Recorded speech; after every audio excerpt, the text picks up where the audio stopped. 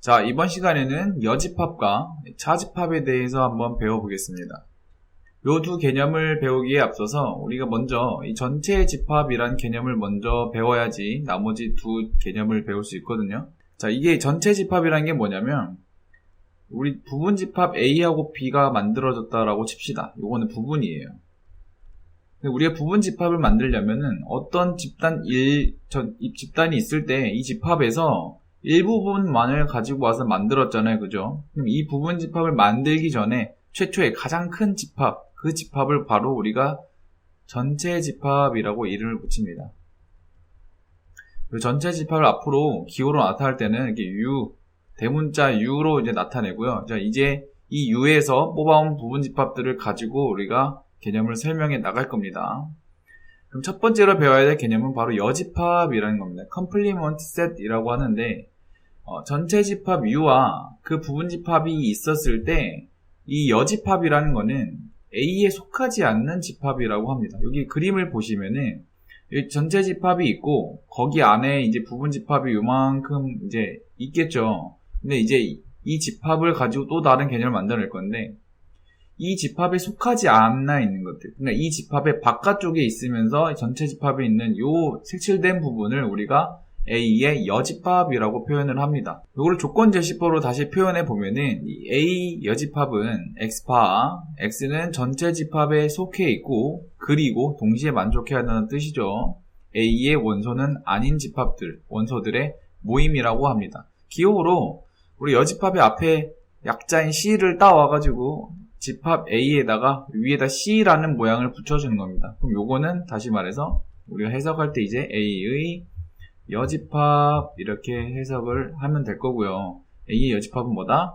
집합 A의 원소가 아닌 것들의 모임이다. 이렇게 갖고 오면 될 것 같습니다. 다음으로 배울 개념은 차집합이라는 개념입니다. 요거는 보시면은 두 집합 A와 B에 대해서 A에는 속하지만 B에는 속하지 않는 원소들의 집합을 뜻합니다. 그럼 다시 말해 그림을 보시면 벤 다이어그램 보시면 집합 A가 있고 집합 B가 있을 때 이 집합 A에서 여기 공통된 부분이 있죠. B와 겹치는 이렇게 공통을 가진 부분을 이렇게 싹 도려내고 이렇게 남은 부분, 이 남은 부분을 우리가 A 차집합 B라고 얘기를 합니다. B의 원소를 전부 다 빼는 것이 아니라 그 공통된 부분을 도려내는 거예요. 그래서 우리가 이거를 기호로 나타낼 때는 A 빼기 B와 같이 이렇게 나타내고요.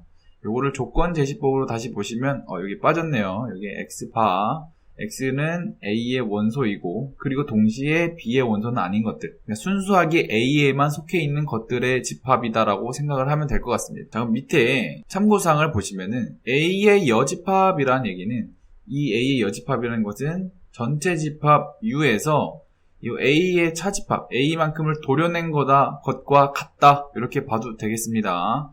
그리고 두 번째로 해야 될 게 우리가 일반적으로 숫자에서 3 빼기 2와 2 빼기 3 이렇게 앞뒤의 순서를 바꿔도 이 결과값은 다르겠죠. 이 집합에서도 마찬가지로 다릅니다. 한번 예시를 보시면 집합 A와 B가 있는데 여기서 한번 A 차집합 B를 한번 구해볼게요. A 차집합 B에서는 자, A의 원소 중에서 B의 원소들을 싹 다 제거해 나가는 겁니다.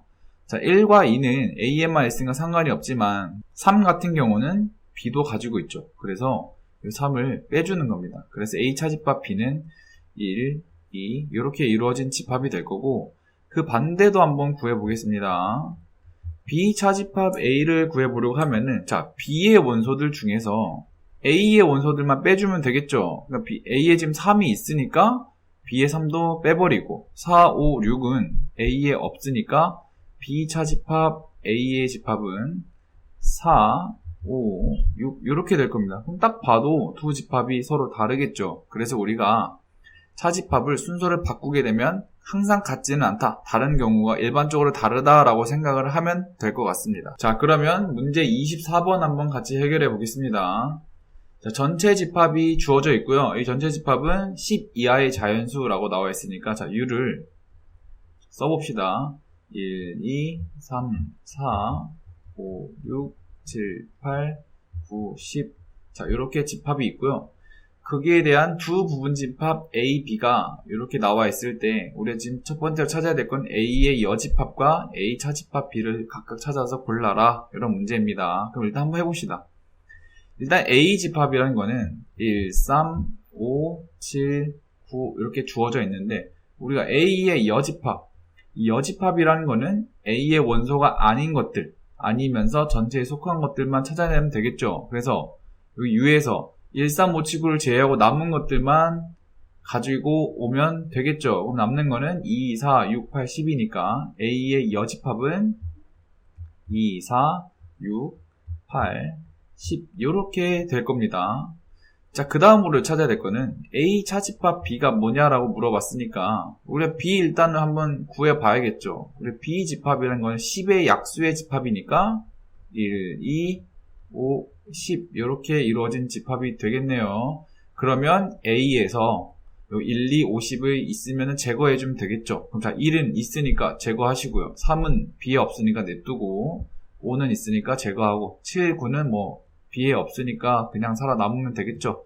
그래서 A 차집합 B는 3, 7, 9 이렇게 될 겁니다. 자, 그러면 보기에서 고르면 A의 여집합은 2, 4, 6, 8, 10이니까 요거 두 개가 되겠고, A 차집합은 3, 7, 9니까 그래서 답은 4번이 되겠습니다. 자, 문제 25번 보겠습니다. 전체 집합 U 1, 2, 3, 4의 부분 집합에 대해 A가 있고요. A는 뭐 원소가 한 개인 집합이네요. 이 집합 AC의 모든 원소의 합을 구하시오 라고 했습니다. 자, A의 여집합이라는 거는 아까 말했듯이 A의 원소가 아닌 것들이죠. 그럼 4가 아닌 것들, 나머지가 1, 2, 3이 되겠죠. 그래서 1과 2하고 3을 다 더하게 되면은 답은 6이 되겠죠. 이거 쉽게 해결할 수 있을 것 같습니다. 자, 문제 26번 보겠습니다. 두 집합 A와 B가 주어져 있고요. A 차집합 B가 이렇게 나와 있을 때 그때 A의 값을 구하여라 라고 나와 있습니다. 자, 한번 A 차집합 B를 구해보려고 하는데, 자, A 차집합 B를 구할 때는 A의 원소 중에서 B의 원소들과 겹치는 부분만 빼주면 된다라고 얘기를 했죠. 자, 그러면 지금 B에는 3을 같이 가지고 있으니까 해당이 안 될 거고, 5는 B에 없으니까 냅두고, 7도 동시에 가지고 있으니까 빼버리면 5하고 9만 남겠죠. 그래서 얘는 5, 9가 되는데, 지금 여기서 보시면은 A, 이게 A, 9라고 했으니까 당연히 A는 우리가 5가 되면 쉽게 알 수 있겠죠. 그래서 답은 5번이 되겠습니다. 자, 문제 27번 한번 보겠습니다. 전체 집합 이렇게 주어져 있고요. U는 10 이하의 자연수니까 한번 쓰고 시작하겠습니다. U는 1, 2, 3, 4, 5, 6, 7, 8, 9, 10 자, 이렇게 주어져 있고요. 거기에 두 부분 집합 A와 B에 대해서 자, A 차집합 B는 2, 3 B 차집합 A는 1, 4 그리고 A 합집합 B의 여집합은 6, 7, 8이다. 자, 다소 복잡해 보이죠? 자, 이렇게 좀 복잡해 보이는 것들은 한번 그림을 그려보는 것도 나쁘지 않습니다. 그래서 전체 집합을 이렇게 그려주시고 일반적으로 A는 이렇게 그려주시고 B는 이렇게 겹치게 일단은 그려주죠. 우리가 한번 숫자를 한번 써보겠습니다. A 차집합 B는 2, 3이라고 했으니까 요 영역에 2하고 3이 들어가겠죠. 다음 B 차집합 A가 1, 4니까 요게 1, 4가 들어가겠고요. 자, A 합집합 B의 여집합. 그럼 다시 말해서 지금 A 합집합 B라는 곳은 A 합집합 B는 여기를 뜻하죠. 그럼 여기에 해당되지 않는 이 바깥 부분에 해당되는 원소가 6, 7, 8이란 얘기입니다. 그쵸? 그러면은 남은 영역이 어디예요? 여기 영역에 나머지 숫자가 들어가면 되겠죠. 그럼 한 번씩 제거해 봅시다. 1, 2, 3, 4 1, 2, 3, 4 이미 한 번씩 썼고요. 그 다음에 6, 7, 8 썼으니까 그러면은 나머지 원소인 5, 9, 10이 여기 A 교집합 B에 들어가게 되겠죠. 그래서 A 교집합 B가 뭐가 되냐면 5, 9, 10이 되는 겁니다. 자, 그럼 문제에서 집합 A의 부분집합의 개수를 구하라고 했으니까 집합 A를 먼저 구해봅시다. 집합 A는 이 왼쪽에 2, 3이 있을 거고요. 그 다음에 5, 9, 10이 해당이 되겠죠.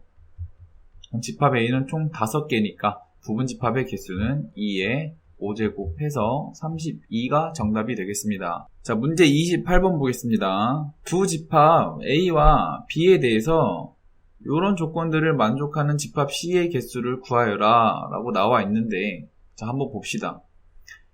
일단은 A 교집합, 이 조건을 먼저 볼게요. A 교집합 C가 다시 C가 된다는 얘기는 우리가 A가 바깥에 있고 C가 안쪽에 들어와 있다라는 걸 우리가 알고 있죠. 그죠? 왜냐면 이 겹치는 부분이 여기 C가 되니까 이 상태일 때 A 교집합 C가 되는 거죠. 그죠? 그 다음 문제를 보시면 A 차집합 B와 교집합 C가 공집합이다. 자, 요거 한번 해보려면 어떻게 하면 되냐면 일단 구해봅시다. A 차집합 B를 먼저 써주면은, 자, A에서 B의 원소들만 빼면 된다 그랬죠. 그다음 1하고 3이 동시에 있으니까 제거해 주시고, 여기 5도 남아 있네요. 그러면은 남는 거는 2하고 4가 남게 되겠습니다. 자, 요거와 C가 지금 서로소입니다. 그러면은 C에는 원소가 절대 있으면 안 되겠죠. 뭐하고 뭐가요? 그렇죠. 2하고 4라는 원소는 C에 있으면 안 됩니다. 그리고 지금 C는 어디의 부분집합이 되는 거죠? 그렇죠. A의 부분집합인 겁니다. 그럼 A의 부분집합들 1, 2, 3, 4, 5 부분집합의 개수는 2의 5제곱개인데 그 중에서 2하고 4를 포함하면 안 되는 거잖아요. 그죠? 그러면 두 개를 빼버려야 되니까 마이너스 2 이렇게 하면은 2의 세제곱이 돼서 답은 8개 이렇게 쉽게 구할 수 있을 것 같습니다.